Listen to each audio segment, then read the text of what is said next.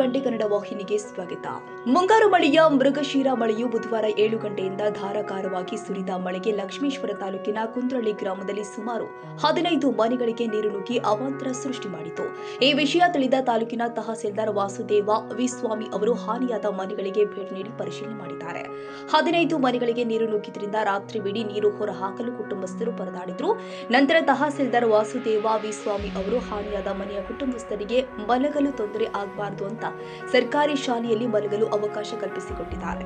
ಈ ಸಂದರ್ಭದಲ್ಲಿ ಕಂದಾಯ ನಿರೀಕ್ಷಕರು, ಗ್ರಾಮ ಆಡಳಿತ ಅಧಿಕಾರಿಗಳು, ಗ್ರಾಮ ಪಂಚಾಯಿತಿ ಅಭಿವೃದ್ಧಿ ಅಧಿಕಾರಿಗಳು ಹಾಜರಿದ್ದರು. ಕನ್ನಡಿಗರ ಮೆಚ್ಚಿನ ನಿಮ್ಮ ಟಿವಿ20 ಕನ್ನಡ ವಾಹಿನಿ ಇದೀಗ ಟಿವಿಯಲ್ಲಿ ಲಭ್ಯ.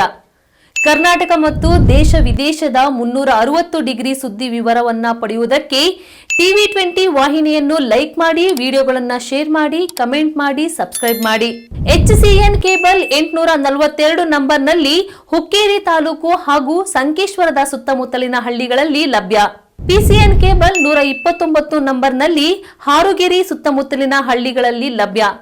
ರಾಯಬಾಗ್ ಡಿಜಿಟಲ್ ಚಾನೆಲ್ ಕೇಬಲ್ 80ನೇ ನಂಬರ್ನಲ್ಲಿ ರಾಯಬಾಗ ತಾಲೂಕಿನ ಸುತ್ತಮುತ್ತಲಿನ ಹಳ್ಳಿಗಳಲ್ಲಿ ಲಭ್ಯ.